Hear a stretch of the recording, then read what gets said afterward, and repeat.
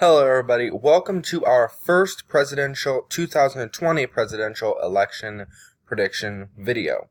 As I said, I'll do one of these weekly, and let's just start right into it.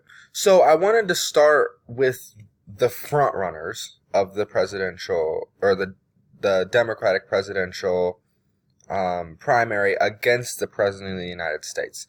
So I didn't want to start with the top, so I'm going to start from the bottom and I'm going to go up. Today I'm going to start with Kamala Harris, who I believe is in like fourth or fifth place or so. Let's see, it's Biden, Sanders, Warren. Yeah, she's in fourth place. So we're starting with the fourth place frontrunner for the Democratic primary, and this is as of average polls. And I use Real Clear Politics, their average, that they have calculated out based on all the polls that they collect. So we're going to start here and fill in all the safe states for the president first. So we have Idaho, Utah, Wyoming, the states that we know won't flip at all. Let's see, no, that's not what I want. These two congressional districts in Nebraska. We'll come back to Texas, Louisiana, Arkansas, Missouri, Kentucky, Indiana, Tennessee, Mississippi, Alabama, South Carolina, West Virginia, Alaska. Actually, in this matchup, I'm going to say Texas. Am I missing anything? I don't think so. Now, the safe states for Senator Harris. Washington, Oregon, California, her home state, New Mexico, Hawaii, Illinois, Vermont, Massachusetts, Rhode Island, Connecticut, New Jersey, Delaware, Maryland, the District of Columbia, Maine at large. No, I keep clicking the wrong congressional districts. Maine's first congressional district, probably safe for Kamala Harris. New York. And that's where we're going to start our prediction. So we have our safe states down, and to start out, the Democrats, as always, have a clear advantage. 190 for Senator Harris and 160 for President Trump. Now let's go to some of the likely states, and we'll talk about those. First off, Colorado, which I'm rating as likely. Colorado's just progressively become more of a liberal state in the past. Mainly the Denver metro area, maybe some suburbs of Denver, are really just liberal strongholds and reliably Democratic regions, and that really carries the state of Colorado when it comes to an election year. Senate, governor elections, whatever, sometimes those are different stories, but for presidential election years, people turn out, and Denver and those areas typically go to the Democrats. And in this case, I don't expect any different, which means Colorado will likely go to the Democrats. I don't know why I didn't fill in Montana. That's safe for Donald Trump in this election matchup. A likely state for President Trump, the state of Georgia. Many people believe that the Democrats can start to make a play in Georgia, especially Democrats like Kamala Harris. I don't think so. I think that that's going to be likely for Donald Trump. She's not very known as a senator. I mean, she's known as a senator, but not extremely well. And I think that the state of Georgia, with its reliable conservative roots, will go for Donald Trump by a handy margin in the year 2020. Likely state for Donald Trump, the state of Ohio. I don't see Ohio going blue anytime soon, unless we get some unifying, awesome Democrat that even conservatives can get on board with. But right now, in the state of Ohio, you even look at their independents, their conservative-leaning independents. They're not going to go for liberal Democrats. They certainly won't go for Democratic Socialist. And so Kamala Harris, leaning on that liberal Democratic side, I think that Ohio will again go for Donald Trump by a handy margin. And just a disclaimer on all of this, this is all extremely early. All of this is really just preliminary.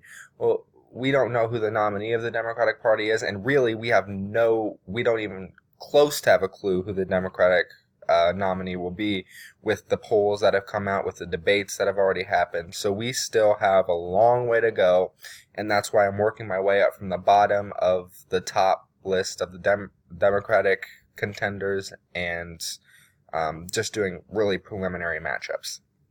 So right now we have President Trump at 197, Kamala Harris at 199. Let's see here. Likely for Donald Trump, the state of Iowa. I don't see Iowa going for Kamala Harris. Again, this is like the same boat as Ohio. Ohio and Iowa to me are really similar. And so I expect it to be Iowa goes to Donald Trump, President Trump.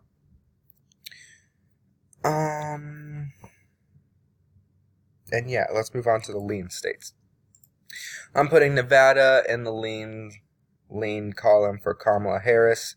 I think she can get enough support in the Democratic strongholds of Nevada. I think she can pull over support in Reno, Nevada, and gain what she needs to in Nevada to pull that one off. Do I think it will be close? Yes. It always is pretty close in Nevada, but the Democrats usually do have an advantage when it's all said and done. Leaning for the Democrats, I see Virginia. 13 electoral votes there. They won it in 2016. I don't see, and you could argue Tim Kaine effect there, but I think that the state of Virginia has become much more liberal, or let's just say much more democratic over the years, and I think that the Democrats will be able to edge that one out again as well. Minnesota. There's not much to say about Minnesota. It's a Democratic state. It went for Hillary Clinton by a thin margin. I think it will go for the Democrats by another thin margin.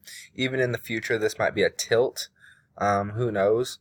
Now, this map will be completely different if we're talking about Elizabeth Warren or Bernie Sanders or Joe Biden. But in the case of Kamala Harris, I think that it would be a lean here.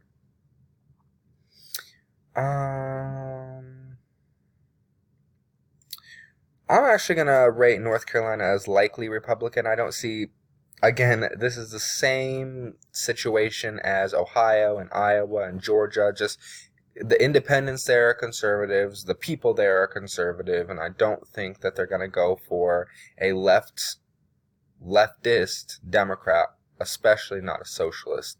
Even though Kamala Harris isn't a socialist, I don't think they're going to go for that far left of the Democratic Party. Leaning for Donald Trump, I see the state of Arizona. Arizona went to Kyrsten Sinema in the midterm elections, or Kirsten, whatever. Sinema, she's a senator there now.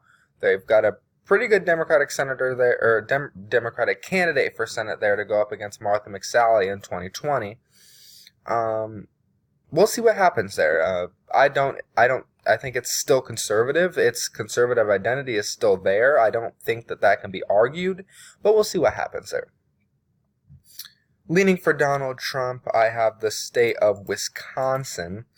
I live here in the Midwest. I live in the state of Illinois. The Midwest not pleased with Donald Trump right now by any means. And I say that as a Illinoisan who doesn't live in Chicago. I don't live in the most liberal part of Illinois. I live in what they call Alabama, Illinois. So the Midwest not pleased with Donald Trump right now, but the economy is doing good. And I don't know how much I can express this in my videos. The economy is doing good. And when the economy is doing good, this area right here feels it. And they feel every bit of it. So Wisconsin, I think, will vote with the economy. They're going to vote with their pocket. They're going to vote with their wallet. You guys know those sayings that have been used in presidential elections before. They're going to vote with their wallet. And I think that their wallet, many wallets, reflect on the very good economy that has been under Donald Trump. Whether it was Obama's economy that Trump inherited or Trump's created economy, it is working. Something's working. I think Wisconsin sees that. I think Midwesterners see that, and I think that will reflect. The state of Michigan, not so much. I think that they see that the economy is good, but I think that they're just entirely too left to vote for Donald Trump 2 times in a row. The state of Michigan, I don't want to call it a coincidence that they voted for Donald Trump in 2016 because it wasn't a coincidence. They did vote for him. There were multiple vote separation between Donald Trump and Hillary Clinton even after recounts were conducted. But with Kamala Harris, I think that you get better voter turnout. I think that you get all that different stuff back that we didn't have, that the Democrats didn't have in 2016. And I think that Michigan ends up back in the Democratic column. Florida, I see that one going to Donald Trump again. I'm actually going to rate that as likely. They like Donald Trump in Florida. Florida is Donald Trump's second home. I don't expect Donald Trump to lose Florida to many, if any, of the Democrats that are up against him. And so I'm rating that as likely for Donald Trump. Lean Democrat in the state of New Hampshire. New Hampshire went to Hillary Clinton. I think that Democrats can continue to win this. The people of New Hampshire don't like when their president calls them drug infested or whatever you want to call it, but it happened, and I don't like that. But either way, I think that New Hampshire is far enough left to support the Democrat for president. Lean up here in Maine's 2nd Congressional District. That's one electoral vote for Donald Trump. Usually tilts more red, so I'm going to put that in Donald Trump's column. This one I'm going to put likely for the Republican, or lean for the Republicans, and that is like Omaha right there. I don't see the Democrats winning that, really, to be honest with you. They didn't win it last election cycle. I don't think they won it. Obama didn't win it in 2012. He won it in 2008. I just don't see him winning it in 2020. And that brings everything down to the state of Pennsylvania, 20 electoral votes. And I turned Wisconsin red. I turned Michigan blue. Minnesota's blue. Iowa's red. Ohio's red. And Donald Trump has already won the election with what I have projected. But I think that Kamala Harris squeaks this out ever so slightly. This is the same case as Wisconsin. People are going to vote with their wallet. The economy is doing good, unarguably. We have gained jobs. People are making more money. And so for that, I think that this will be an incredibly close state. I give this to Kamala Harris only because of past history. That's all I can judge off of this one right now. When the elections get closer, then I can judge it off of more. But right now, I can judge it off as what's past history show, what has the president done that they like, what did they vote for President Trump for. And I'm giving this one tilt to Kamala Harris. And in this election prediction, Donald Trump has 270, Kamala Harris has 268. States will change, things will flip, everything. None of this will be the same by the time the election comes around, and that is if Kamala Harris is even the nominee of the Democratic Party. But for now, this is the prediction that I am giving you. So I hope you enjoyed this video. Comment down below what you think would happen here. What would you flip? What would you change? What's going to happen? Is Kamala Harris even going to be the nominee? Just give me everything. Give me everything. Comment it all down below. Subscribe, like the video. I hope you enjoyed, and join me next time on the next election prediction.